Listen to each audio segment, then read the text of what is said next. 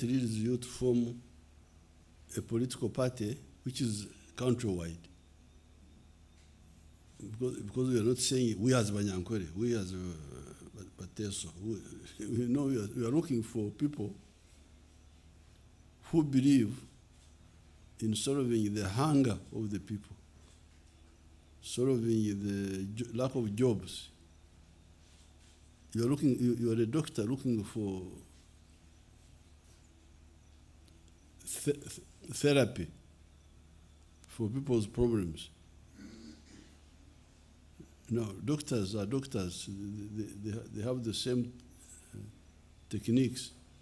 So that's why it is easy for the NRM to get supporters in Bukedi, supporters in the north, because you will get people who believe in your medicine for the society. Yeah. So that's how we are able to form a national political party. Because we are talking about people's needs, which are national. They are not tribal. Then it also helps us to build other institutions, the army, the police, the civil service, the judiciary, because again you are looking for solvers of problems. You're not looking for people's identity. It is irrelevant to us. We don't care who you are. What we care about is what you do, what you are able to do. So that's how we are able now to form other national institutions, the army. That's why we don't have the UN here to defend us. UN has never come here to defend us in our time. We have never asked for foreign help to defend ourselves, as if we are disabled people. We defend ourselves because we are able to build a strong army because of that ideology. So that's our contribution number one, but it is a contribution because of the ideology. When you hear countries which cannot move, like Somalia and other countries, it is because their leaders have put the poison of identity politics. Sudan. We told those people of Sudan, why are you talking of Arabs, Africans, Muslims, Christians? Why are you talking about this? You are lucky. Sudan was the biggest country in Africa. 1 million square miles of land. And you are lucky to have all these people under you. And then you start talking about tribes and the race, Arab. We told them, why are you talking about Arabs, Africans, Muslims? Why are you talking about this? Why don't you talk about trade among them? Oh, they thought we were just, see what happened. So this is number one, peace. But peace because of the other things which I've talked about. Then number two, development. And I've told you that the development has two parts. It has the economic infrastructure, the roads, the electricity, the railway, and social infrastructure. And you people in Bukedi, you have seen what has been done. Like if you take the roads, we repaired the one of Kampala, Tororo, Soroti, Kenya. I think we have repaired it a number of times. We built a new one from Iganga through Tirinyi, Tumbare here. Then we built another one from Parisa through Mukongoro to Kumi. Then we built another road from Musita after Magamaga, through Mayuge, through inside there, Namayingo, all the way to Busia. And we are building the one from Busia to Tororo. Now we are going to build the one from Navumari, Butareja, Namutumba. And then the one, my road here where I used to sit. You know, when I was fighting Yamin, no, I thought I was in Tororo, I'm in Mbali. I used to sit in Tororo there. There were some town council houses, small ones, on the road to Nagongera. And I would sit there and see, this is very straight Maramu Road, but I would sit there and watch. So that road, I've been seeing it from 1961, 1971. So we want to tarmac that road, Nagongera, Busorwe, Butareja.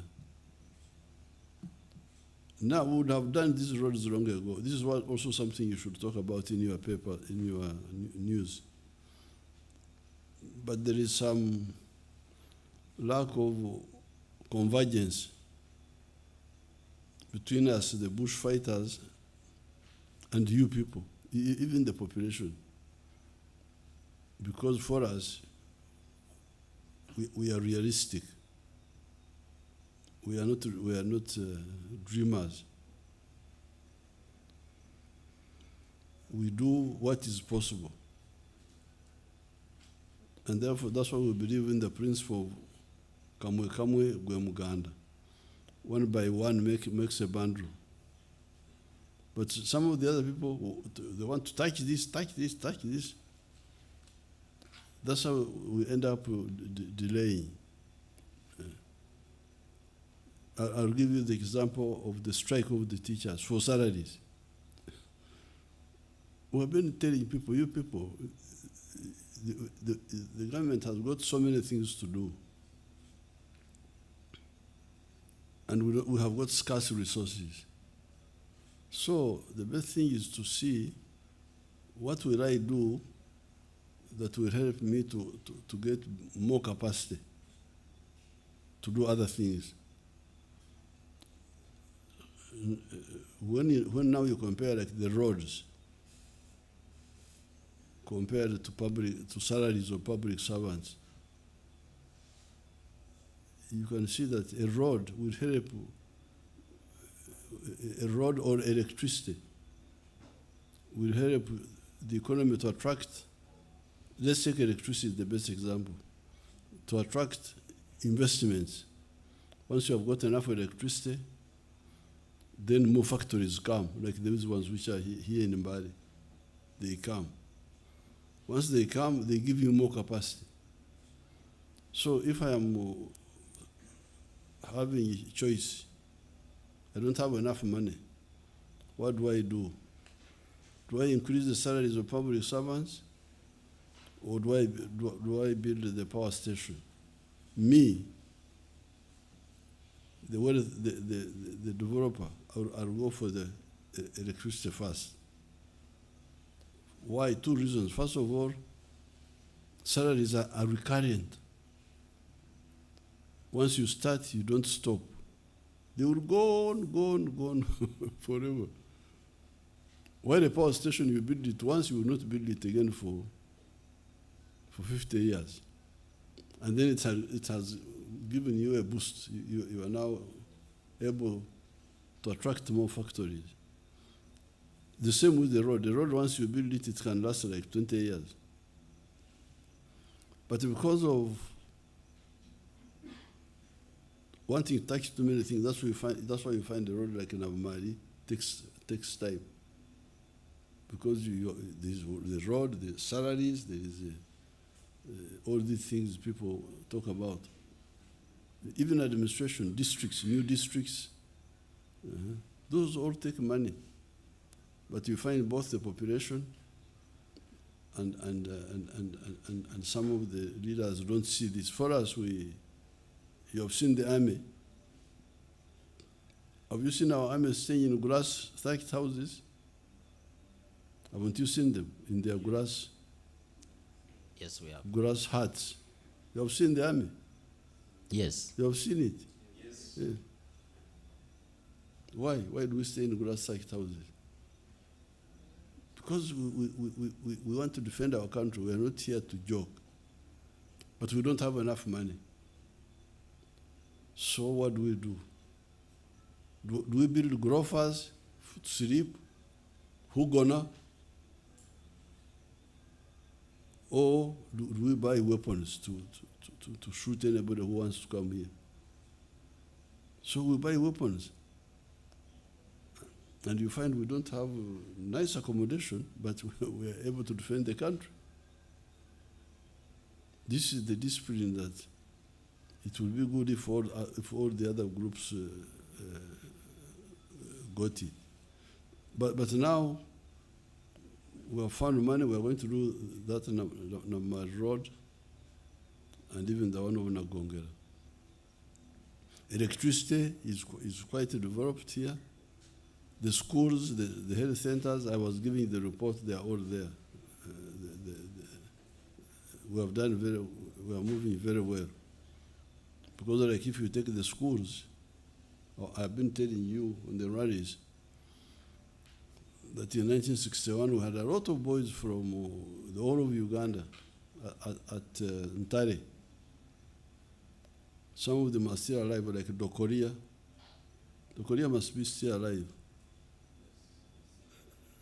Dokoria. Wasike. Wasike was the headmaster of Nabmari. He must still be somewhere. And the other boy, Malinga, Stephen Malinga. These were all with me at Ntari. Why? Because the only A-level schools in Uganda were 3 for boys. Budo, Kisubi, and Ntari. Only 3 A-level schools. For girls, Nabingo, Namagunga, Gayaza. So all these boys from all over the place were coming to Ntari. Because Ntari also had a reputation of good performance. But now when I come here and I look in my files, you find each of these smaller counties, former counties of Bukedi district. Because Parisa was a county. Parisa, including Chibuku, all these groups we are talking about, these were one county called Parisa. You find each one of them has got 9 government secondary schools, 10, what? It's really, for me, I'm very happy. Of course, for you don't know because you were somewhere else. You are not here, you don't know what I know. But for me, I feel very, very happy because at Ntari, we had a lot of boys from Kachonga. All those boys came from Kachonga. Oboth. There was a boy called Oboth. I don't know what happened to him. Oboth. Boys like Ekisa. I don't know what happened to Ekisa. I've never. Ekisa. So many of those boys. So that's development. In one of my messages, I have given the summary. Now the third one is the tricky one, which really confuses people. Wealth. Oh, that one. I think it is part of the colonial disorientation. They were not talking about wealth. Because traditionally, wealth is the number one. The Manyankole say, Katunje and Tenurtoche. They say, I wish you have cows and banana plantation. But you don't hear in the colonial, neo-colonial system, they were not talking about it. They were talking about jobs, Obwami, they started talking about Obwami, being a chief. Being a chief was more important than wealth. Of course, for us, we are not convinced. That's why I came to, because that's why my family, I'm the only member of my family to be in the government. And maybe Saleh who followed me. But the British came here. My great-grandfather was here. He never became a Christian. He never joined the government. He died around 1915. My grandfathers were all never joined the government, never joined the church. They died around 1943 there. It is Kaguta who joined the church for the first time, 1947. But although we joined the church, we remained traditional. So when I came in the system, what are these people talking about? In the university, development, roads. I don't care about a road. My cows don't eat roads. My cows eat grass. So for me, I start with the cows. When I bought Rakitura, 1967, there was no development there, but there was grass. That's why I bought it. There was a bar. Are you Tessos, you Pharaohs? The Japadoras, how do they call wealth? Lonyo? They have distorted our low language. You call it what? Lango. Laro. I can't follow it. Because me, I'm a natural speaker. I say lonyo. Obugaiga. Abagwere barakutumura batya. Obugaiga, that's like Nyankole, like Nyorutoro. So,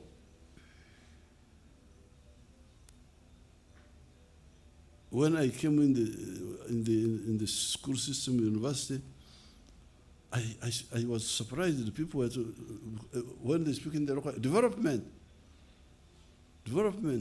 and Tunguka, and Kulakulana. What are you talking about exactly? Roads? How about wealth? It's not clear. They think it is part of. That was the problem. But we were able to highlight it. That's what we have been talking about ever since. From 1960s, we were talking about it, where we were active. But when we came into the government, we talked to all Ugandans about it. And you can see Ugandans are waking up slowly. That's why you find big production now. Coffee now is like 12 million bags. This maize, milk, bananas. So individuals are getting out of poverty, but the country is also getting a lot of production. And that's why we put money. You check whether there's any government which had ever put aside money for wealth creation in the families. Never. You check because you say you're researchers. That's what you say. I hear that rumor that you are researchers. You research. Is there any government before NRM that has ever put there a wealth fund? The only money that would be used for wealth was in the UCB, Uganda Commercial Bank, where you would have to borrow with a land title and all that. It was like a business. But to find money to help families, it has never happened. Because they didn't take it as important.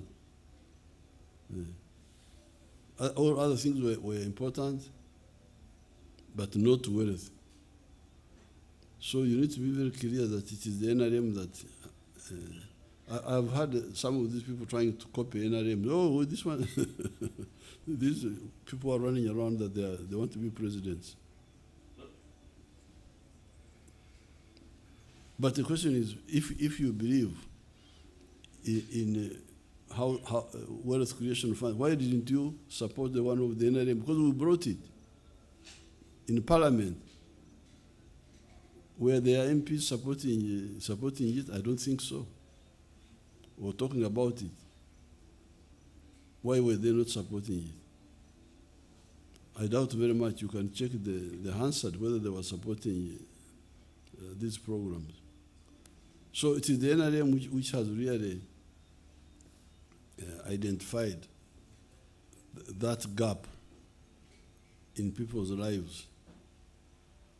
And then jobs. Jobs, again, that's another confusion. But it's really colonialism. Because before colonialism, what I introduced to you people recently, and you are now using it, emyoga. That word emyoga means livelihood specializations. Omwoga one is like a blacksmith. That's omwoga. A carpenter, omwoga. Mnogos are the ones of the clay, the ones who use clay, pottery. That's omwoga. Before colonialism, there was no unemployment because everybody had omwoga. This business of unemployment is a colonial phenomenon. Everybody had umwoga. Some were cattle herders, others were crop growers, others were fishermen. But when the Europeans came and they destroyed the myoga, because like for instance, the woodwork, when they brought these plates, these breakable plates, that's what they call them, ebiatika. That's what they call our plates, which we are using. But me, I'm moving away. I'm going back to the wooden plates. Because the wooden plates are better than those poisonous plates full of all sorts of chemicals there. My people have just some plates from here because they had chemicals in them. So when the Europeans killed our indigenous industry by bringing imported plates, imported spoons, then the myoga died. And then they started now Wakarani, working for the colonial government as clerks, as school teachers, those smaller jobs. That's where the confusion came. So when you find that now, like these killing Hab children whom I take for 6 months, and they come back and they become something, and yet somebody has got a degree in literature, and he can't feed himself. He's quoting Shakespeare. Shakespeare said this, Shakespeare said that. It's really madness. I studied literature. I was very good at it. But I didn't continue with it because I could see, knowing what Shakespeare said, how does that help me? After A-level, I abandoned. It's very nice. I like it. I'm very good at those writings. If I write an article against you, you will not like it. But I had to know that our society before colonialism was science-based. When you hear our struggle with these arts teachers who are striking that we should not prioritize the scientists, it is because the colonial society was away from science. But the pre-capitalist, pre-colonial society was science-based. Myoga was science. blacksmith, what? All those were science. But we moved from a science society to a society of just storytelling. Yes, storytelling was there, but it was a minority. The majority of the people were in the myoga. If you have, I don't know whether you still have elders who can help you. So we are now taking you back to tell you that wealth is the one which creates jobs. And wealth is in the 4 sectors. It is in commercial agriculture, is in manufacturing, is in services, is in ICT. All those are forms of wealth. And you can join any one of them. Now, number 5 is service delivery. We discuss in the manifesto service delivery, education, health, security, judicial service. All those are services extended to the citizens by either the government or the private sector. That one, as you can see, has also moved. That's why the population is growing. If you look at Butareja, when we gave you a district, I think you were like 100,000. But now Butareja is 300,000 people. All these areas. Yeah. Very small populations at the beginning. Why? Because of the poor service delivery, health service delivery. That's the number 5. Number 6, market. Where will you sell what you produce? Is the internal market of Uganda enough? Is the internal market of Uganda enough? And if the internal market of Uganda is enough, why would Chinese, who have got a market of 1.4 billion, be looking for markets here? It's really amazing when I see you fellows, young people, and all these other people, politicians, intellectuals. What are you intellectualizing about? You are not talking about the market integration of Africa. What are you talking about? What are you talking about exactly? Are you going to survive in this world, or you will just disappear like the Red Indians? You know, when you go to America, there are people they are calling Americans now. These are Europeans who came and took the land of the Indians. And the Indians disappeared. So you fellows, for me, I will go to heaven in a few years' time. But you stay here. If you don't wake up, you may end up in a very bad situation. You are talking about European football. Which club has played football? I cannot watch those clubs. Never. I have not watched football since 1966. I am too busy with how to survive. So this should be the big debate on all the radios, all the but now you look at empty, off the point.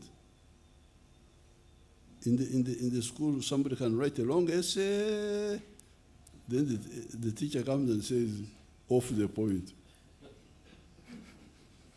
You have written a lot of things, but they are not dealing with the issue. You are not dealing with your future, you people. Now the enemy is begging you in writing, please, sir, madam, Gen Z, which is the other one, Gen Z this other Generation X, all of you, Mirinio, please, can you discuss the issue of market? Because if you don't have market, if I was in America, I would be a billionaire by now. Because I am a wealth creator, I produce milk. But the internal demand of milk is limited. We are now producing 5.3 billion liters, but the internal demand is 800 million. So we've got a surplus of 4 billion liters. And we've been trying to sell the milk in Kenya. Sometimes they buy, sometimes they don't. Then we go to Algeria, then sugar. Big production of sugar. The internal demand is not enough. Maize, cement. All these products.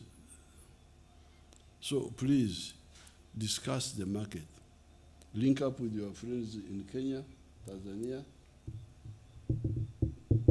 Instead of rioting,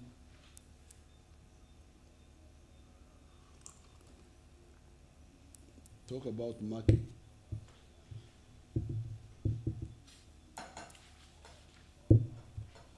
And if you have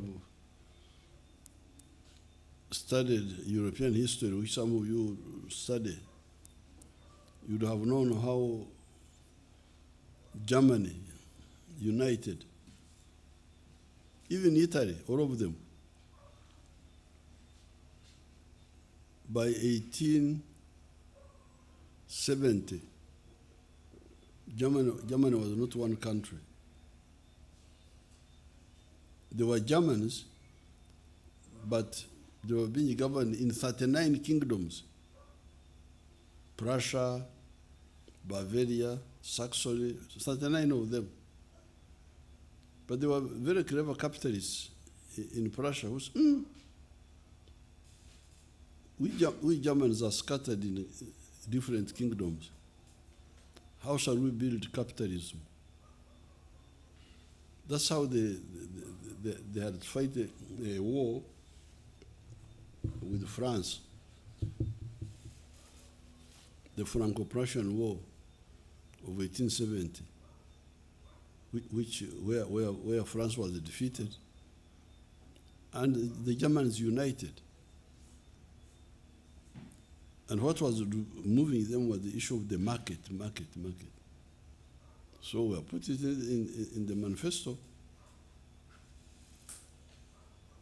Even 100 years from now, people will come and say, there are people who had eyes to see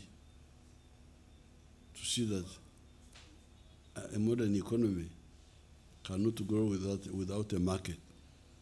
So you are wasting time talking. What are you talking about? You're not talking about things which will affect your future. Now the final point is political integration. East African Federation.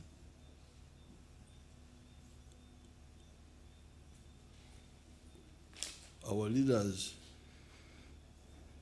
I don't know whether my staff, do you have my pictures? Akoka. Do you have my pictures, the other pictures of East Africa? You have them? We can give it to the Federation here. Go and bring one.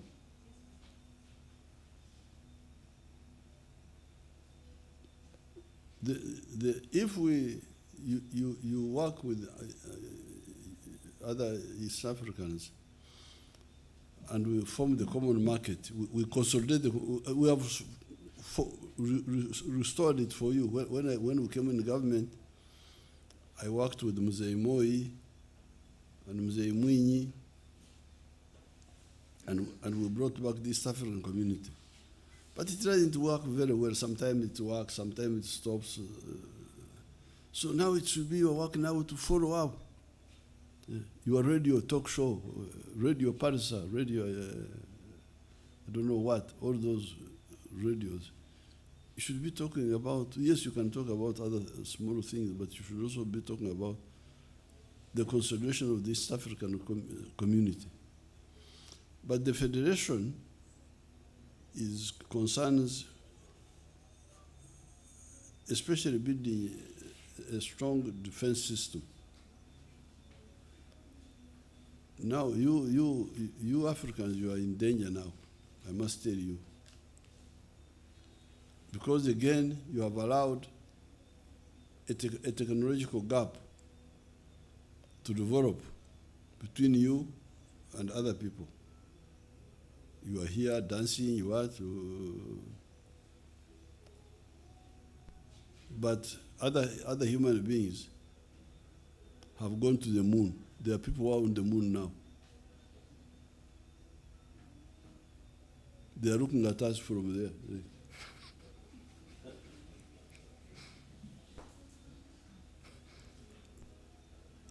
We are like insects. How you can see these insects which eat sugar? You are looking at them, they don't know you are seeing them. You can get doom. They die, they don't even know what's killed them. How can people, professors, how can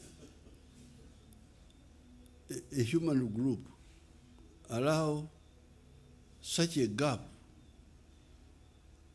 to come up and exist between them and other people?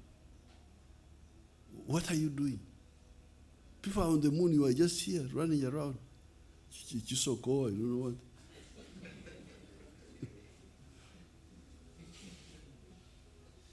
It's really terrible. I feel very sorry, so sorry. My daughter was here with me, and she was hearing me. She was in the room there and hearing me quarreling with all sorts of people. And then she said, "Why do you bother with these people? Why don't you leave them alone?" I said, "But if I leave them alone, we shall perish. You will all perish." I love myself. That's why I keep trying to wake up these three people. I love myself because I don't want my genes to disappear. That's why I keep saying, please, please, please, trying to wake up people who are asleep. So, in order to guarantee our future, the way we are is life. We must build stronger states, stronger political units, not Uganda, Kenya. It's not strong enough to guarantee our future. So that's why we say for strategic security, we need political integration. East Africa can have a strong capacity, and we go to the moon and send a satellite there and ask the Americans, what are you doing here? The moon is a common property. Now you fellows, you are just here. In Butareja,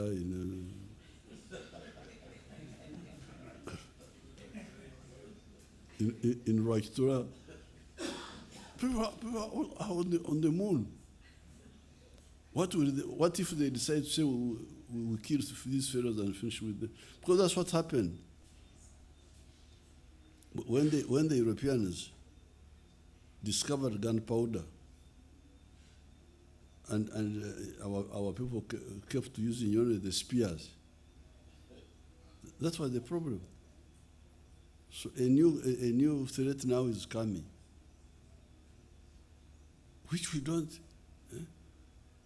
And then politicians, what? Just disgusting. It's fake. What you are engaged in is fake. Not serious at all. So that's why we patiently to talk, beg, speak, big this one. Okay. We shall continue. So now we are put it in writing. These are the 7 points. This is our manifesto.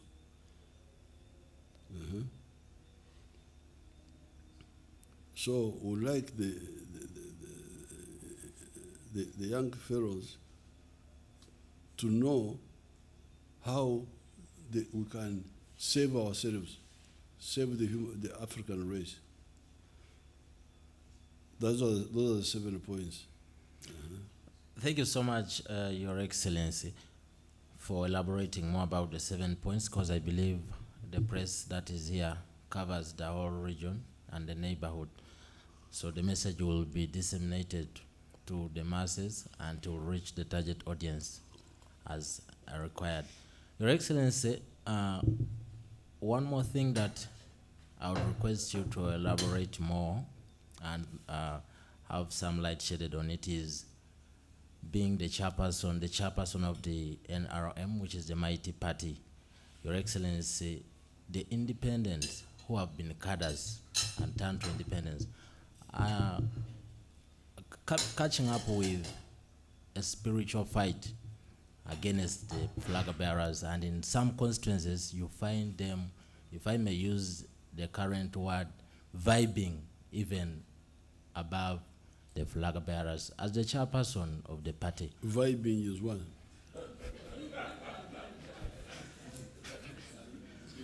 sounding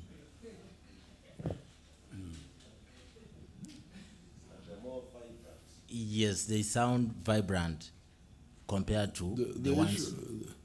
You see, we debated that in the constitution making. There was a view that independence should not be allowed. But when we discussed it, we said for now, it may not be correct to ban independence because also the primaries of the parties sometimes have some issues. Sometimes they have some mistakes. So that's why we decided to use political ways of persuading independence to support flag bearers rather than the legal, the banning. And the political, we have been telling them are two. Of course, this is also ideological because even to compete, if I believe, like in the 7 points, I believe in the 7 points, what I've told you. Now, if I get one of my colleagues who believes in the same, why should I fight him? Because I fight the one who doesn't believe in what I believe in. This is the one I should fight with. But the one who believes in what I have said now, why would I even be competing against him? We would discuss with him. We say, oh, should you be the one to take the lead now? Or should I come? It should be a friendly discussion. But when you find this conflict, it is because they are not talking about the principles, they are talking about themselves. Me, to get a job. To get a job. It's about themselves and the jobs. Because if it was principles, you wouldn't have this conflict. Because if we all believe the same. Like when we were with Mwalimu Nyerere, we were begging him not to retire. because he's the one who was believing in what we were believing in, like the East African Federation.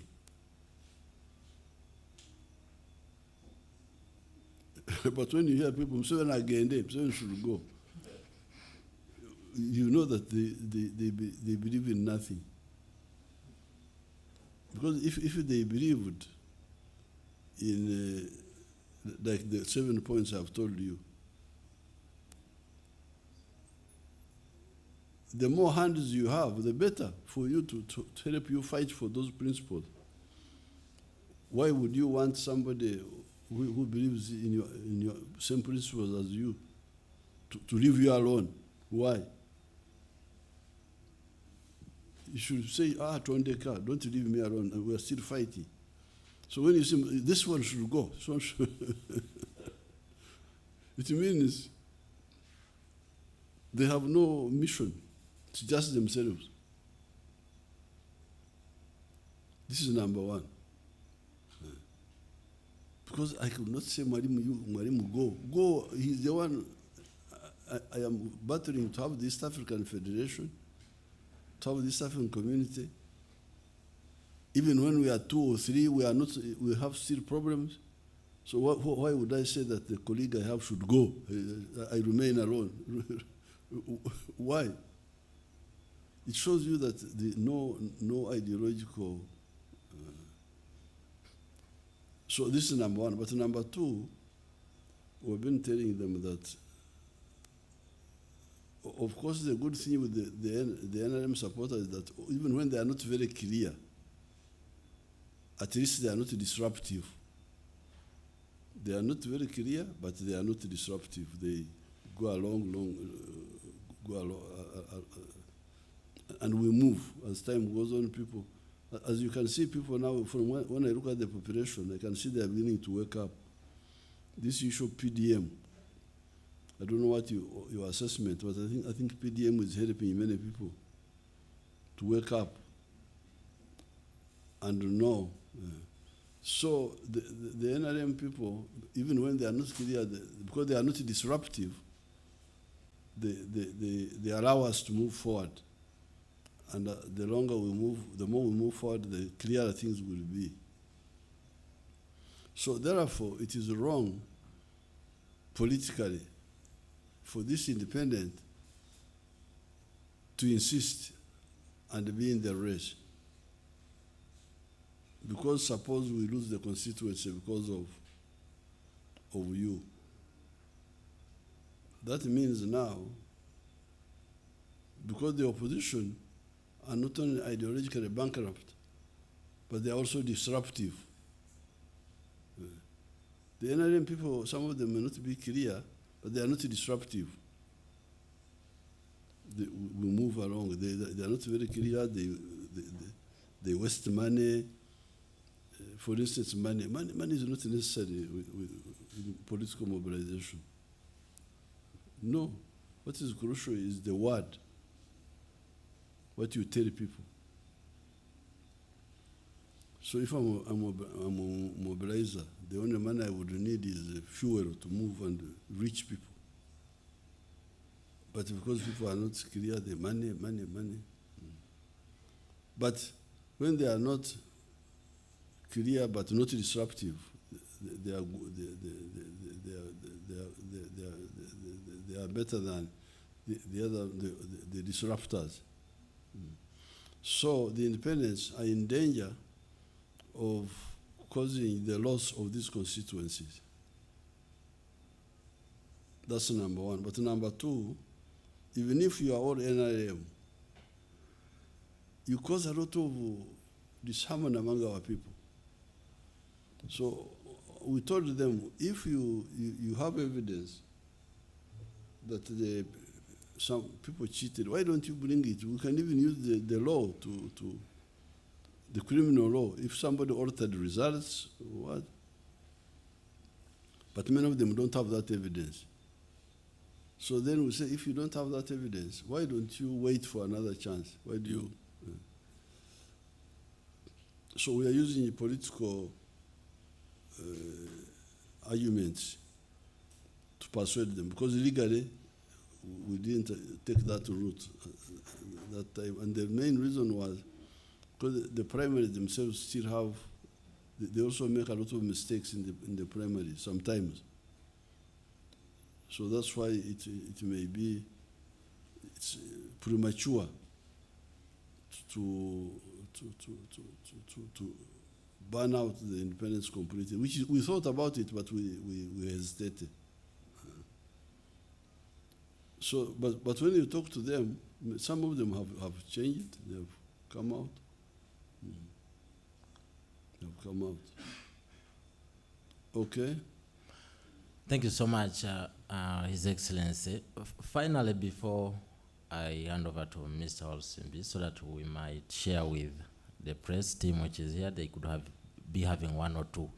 Your Excellency, currently, Uganda Bureau of Statistics report indicates Bukedi as the poorest region.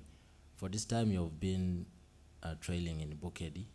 Hope you have observed one or two things, but in line with this. But as the chairman of the party, how do you wish to restore Bukedi as it used to be? History has it that it was one of those regions that were wealthy.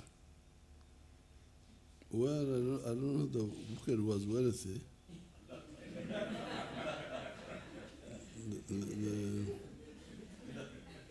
Because like when I was coming here in the 60s, most of the houses were democratically grass huts. I don't remember seeing Mabat houses so much. All of many grass huts, because I used to walk in these villages when we were fighting. You can ask my daughter. I've got my daughter, the girl called, she's there, who boiled water with milk and we called it tea. What is my girl's name? The one in Tororo. Salome. 1971, when I was with the peasants near the border with Kenya. There's a river there, near the river. I was staying in their grass thatched houses of the peasants. So this is when Bukedi was rich. I don't remember that time. Yes, they were growing some cotton, but cotton. They were growing some cotton. At one time, they were even growing something called hemp for jute. There was a jute factory in Toro. There was a gunny bag factory there. I don't think that there was that time when. Yes, they had some cows. Even in Teso and Zango, they had those zebu cows. Of course, these were there, they would help. But the mistake is that people did not take up our message of 1995-96 of this 4 acres model. The 7 activities which we advised, they didn't take them up. So when you go around the poverty you're talking about, you see they are growing some hogo, which is all right. That at least that's what is the food. But there's no other activity you see. Commercial. The few who have grown fruits, they do well because we had recommended coffee, fruits, dairy for cows, pasture for dairy cows, cassava like for food. In the backyard, eggs, poultry, piggery, and to go adding your own palm oil, and some other people have been talking of cocoa. So this land is not, although they say the land is fragmented, but it's a big, I see land big enough to be used for real earning money. Joseph Ijara of Sereri, the one who is earning more than 2 billion now, he started with 2.5 acres. But he just picked 2 of our activities. He picked the eggs and the dairy. So the problem is curable.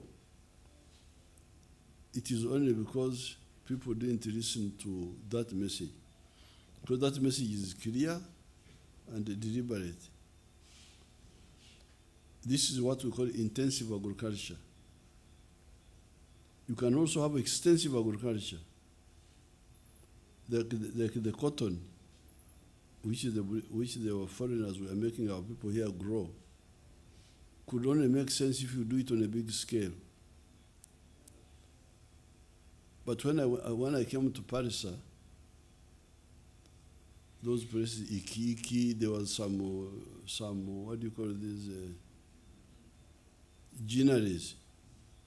The one which was bought by the South Africans. That South African boy was trying to deceive my people here. To say, because I asked them, how many kilograms, this Parisa here, how many kilograms of cotton per year? 200. What is the price? I think the price was 200 shillings that time. So 40,000 shillings a year for a family. I said, but this is murder. We're trying to kill these people. Then the boy said, no, Mr. President, don't worry. We are going to increase the yield. You increase it to what? Oh, we can go to 1,000 kilograms per acre. Okay. Because the average land holding in Paris was 2 acres. That time, because I went there myself physically. So, okay, even if it is, so you find a family, I've got only 1 acre for making money. The other acre is for growing cassava for the family, which is in order. So if you say 1,000 times 200 was 200,000 shillings, how can that support a family? So that's why I campaigned cotton in the east and the north, and I proposed oranges and mangoes. They earn much more money, much more. You saw the video I showed you about the Karamoja mine. But people didn't take it up. They left it like that. So that's where the problem is. So now we are here. We have now brought PDM. PDM, they don't always buy coffee and so on. But I'm going to introduce the distribution of coffee seedlings. PDM will continue. Because when they get PDM, they buy Sekoko, which I didn't know myself. They buy. Then somebody buys sheep. Somebody buys hare, rabbits. Somebody buys. Very good. Let them buy whatever they want. But we are also going to resume. I have instructed the government institutions to now develop seed beds for coffee, for fruits. So we shall parallel distribute. While the PDM continues, we shall redistribute coffee seedlings. and seedlings of fruits, and maybe palm oil, and maybe cocoa also, because they are now more expensive now. When NAD is pulled out, the coffee seedlings are now 2,000 what per seedling. So this PDM may not manage to buy those seedlings. So we shall develop them, distribute them free, additionally to PDM. But for Bukedi and this area, I want to also emphasize fish farming. Fish farming, we are going to bring equipment, using government equipment to make fish ponds for the people and hand them over. That's where the problem is. Tororo is very rich, but enterprise selection is very poor. Enterprise selection. They have not selected, they have not listened to our advice on enterprise selection. Masaka is doing well because they did coffee. Masaka, this other place, Bundubujo, Karangara, where the cattle corridor people are doing very well because of the milk. So Bukedi and Busoga and even Teso will come up. Fish farming will do miracles here. I'm sure about fish farming. Okay. Your Excellency, according to your boss, the poverty level of Bukedi is at 29.9%. And this is attributed to over-reliance on agriculture, which is negatively affected by declining soil fertility, the climate change, and poor farming methods. Over-reliance on what? On agriculture. Agriculture. And then they are using poor farming methods. And then the declining soils because of basic agriculture.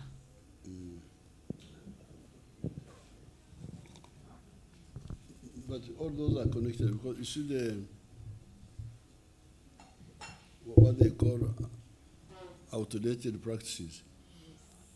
Because they are growing rice in the wetlands, and when I was in Butareja, the boy from Doho told me that whatever you do, you can earn about 5 million shillings net per acre for rice. But from fruits, you can earn much more, and from fish. But then also connected with what Right Honorable was saying, because those are the practices Anita would be talking about. Irrigation, fertilizer are not used.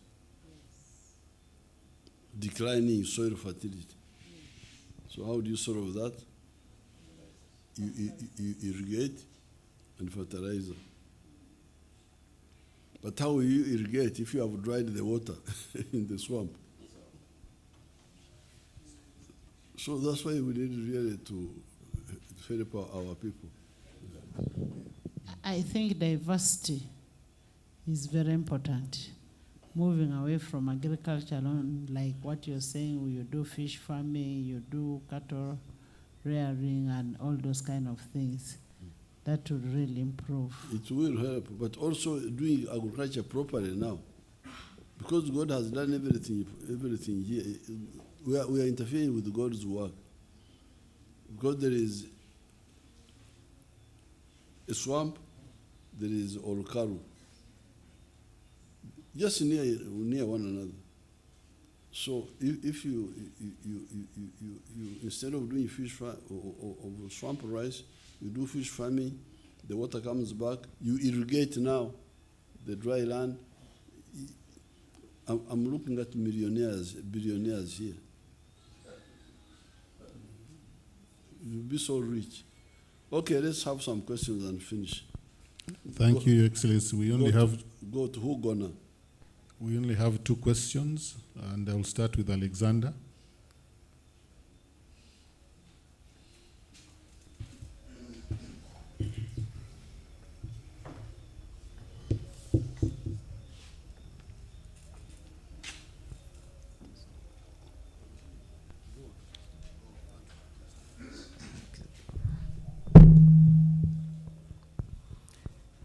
Thank you, Your Excellency.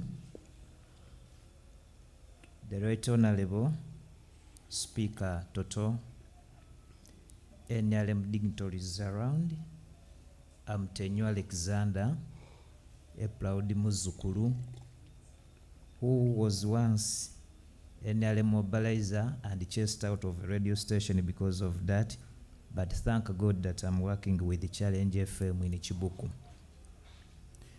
Your Excellency, I take this opportunity to thank you for elaborating the 7 points. Actually, my question is covered in the 7 points. And the 7th point, I was developing worries because of that technological gap.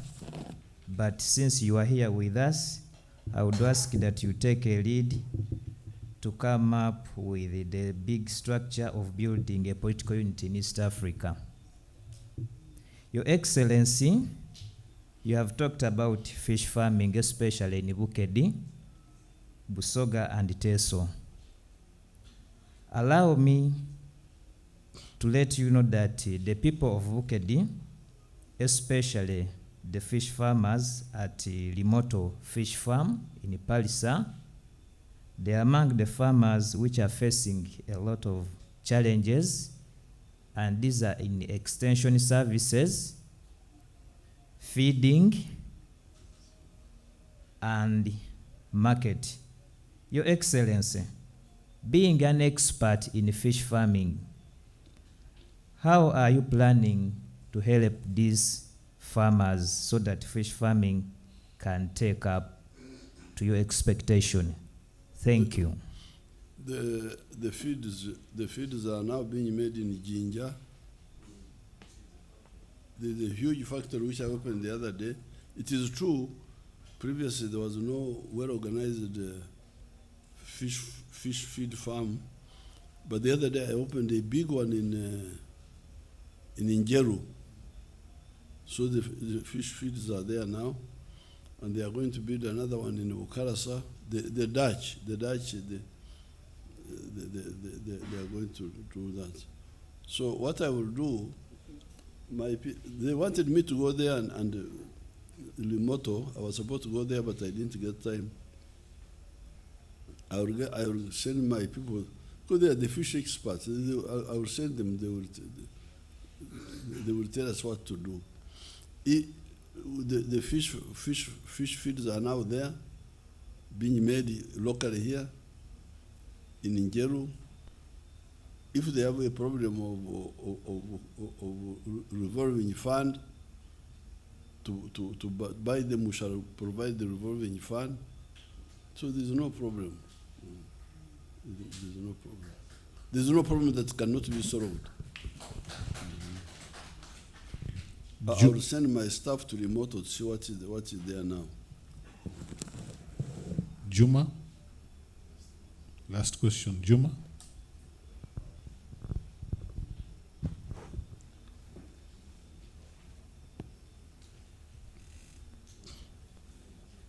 Your Excellency,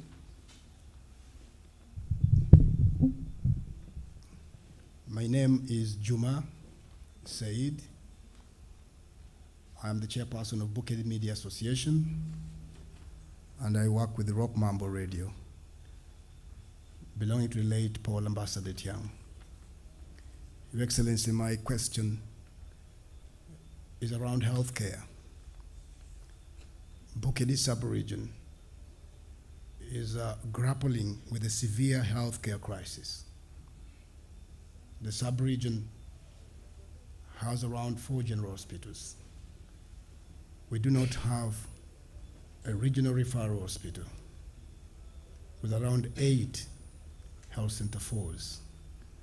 Your Excellency, the situation is further worsened by lack of essential medical equipment, including functional X-ray machines and a severe shortage of ambulances.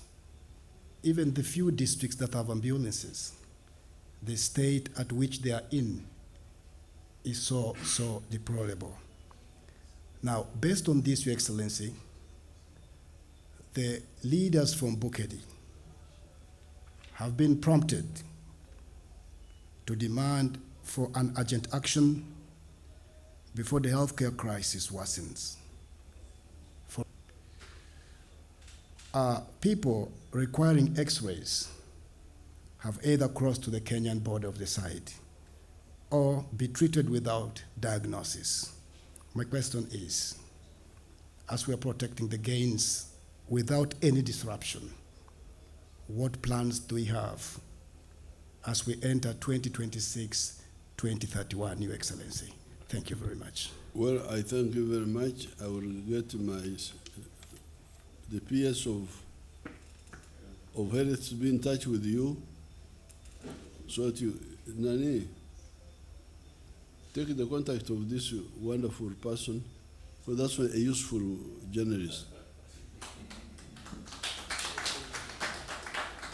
who is highlighting weaknesses.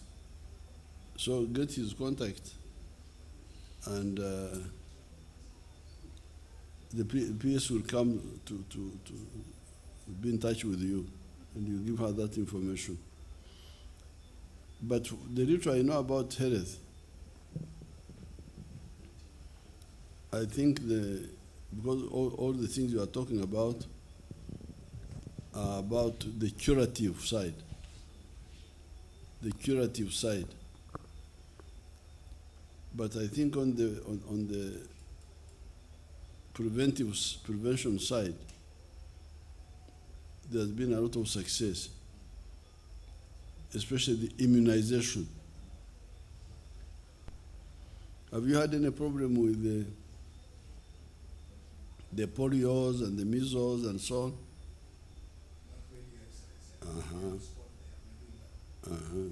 So that means that when you do things right, you can succeed. So immunization has succeeded. But also there is a gap there, because immunization is one part of prevention, but there are other parts, like nutrition, like hygiene, like lifestyle. Because that disease burden, those people who are sick, what are they sick from? From what I will check, I will tell my people to check. Is it malaria? What sickness are they? Because they are talking of hospital, referral hospital, what are they referring to them about? Because if the prevention is working well, you should be having a few cases of referral. Your Excellency, at the time I joined Parliament in 1996, Butaleja had a rampant problem with cholera every rainy season. I remember that. And ever since the water situation improved, like you had this evening during the rally, even during any flooding, we have not had any cholera infection in the Butaleja over the years because of the improvement in the quality of water and the quality of life. So this marks a tremendous improvement. What Dombo is saying is confirming that prevention is better than cure. Because in this case, by having piped water or borehole water, you avoid the other water which is open, contaminated by human feces.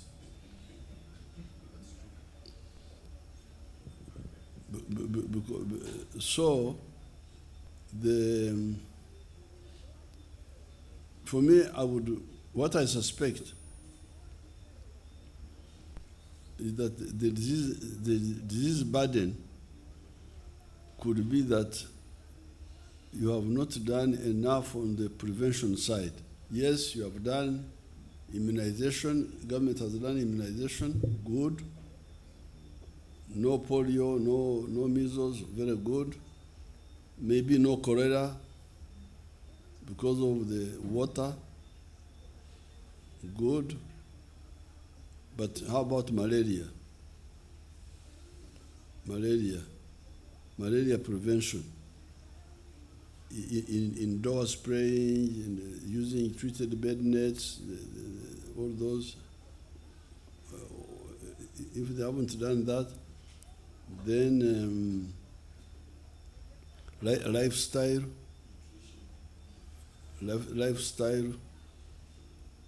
drinking alcohol and things like that, smoking, then nutrition. But I will tell the PS to be in touch with you. You are now my consultant. Your Excellency. Your Excellency. Take the telephone of this boy. Your Excellency, this young boy raises a very pertinent issue. Very, very pertinent, which must be followed. We may talk about the prevention and all that, but there are some sicknesses, there are some essential things that we need in hospitals. Even just mere cough, when you have cough and it is persistent, you go to the hospital will want to do an X-ray to check on your chest what could be the problem before they treat you. So when he raises an issue of an ambulance, he raises an issue of an X-ray, he raises, at least he's not asking for a CT scan, because that one is really very expensive. He raises those immediate things that are required in a hospital. Absolutely, those are minimal. Those are very serious things that need to be handled. That's why I want the PS to talk to him, so that we know why would there not be an X-ray? It is part of the standard equipment. Ambulance. And ambulance. Yes. Because if women are giving birth and in case there's an emergency, that health center cannot handle, that woman has to be taken to a bigger hospital, maybe for an operation or whatever. So that must be used. Yes. No, the other one, even if you do the prevention properly, you cannot avoid some of that minimum equipment. You cannot even prevent becoming pregnant. No. And producing. Although, Speaker, the part of the problem of the pregnancy is actually to do with the nutrition. Because when people are undernourished, they don't mature properly. The bones, the pelvic system. And early pregnancy as well. And early pregnancy. So if you have got pregnancy when you are, because a girl should not, you know, the Banyankwede would say, Azrak Bam Hinger. That meaning that a girl has menstruated twice and they have married her off. That was really a suicide. Because children who were menstruated twice, they may be even as young as 12. So that's why science says no, wait for the child to be 18. So early marriage is very dangerous because the children are not yet developed fully. But secondly, even when they are 18, if they have not eaten well, they may not. But still, you are right that all this should be detected by somebody. As we are having the long-term solutions, they should be, even those CT scans should be there to see those things. That's why we're supposed to have the health center 4. We're supposed to have something there. I'm going to demand equipment, the standard equipment per each level. Okay? Thank you. Your Excellency, I want to thank you for giving the accountability of what you've done in the last 5 years and what you are going to do for this country and for the people of Uganda in the next coming Kisanja, the next 5 years. To our dear listeners outside there, we also want you to first understand and make analysis of where Uganda is coming from, where we are now, and where we want to be, where we want to go. And that is what will make you make a choice on 15th January to choose the best president and, of course, the best candidate that we have that is passionate about the people of Uganda. Is President Yoweri Kaguta Museveni. He's a person who believes and loves the people of this country.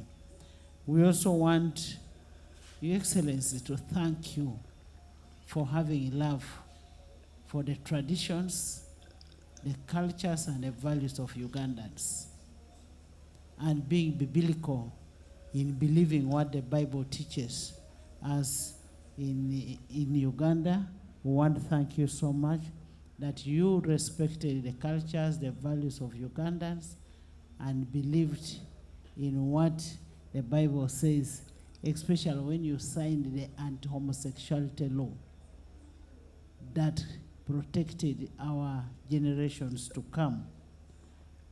Our request and plea to all Ugandans and to all the voters outside there that vote for President Museveni, and your vote counts for the next generations. And it is that vote that will shape the future of our country, the future of our children, and the future of this economy. And I say all this for God and my country. Now, have you taken the telephone of that journalist? You took it. And where's my picture?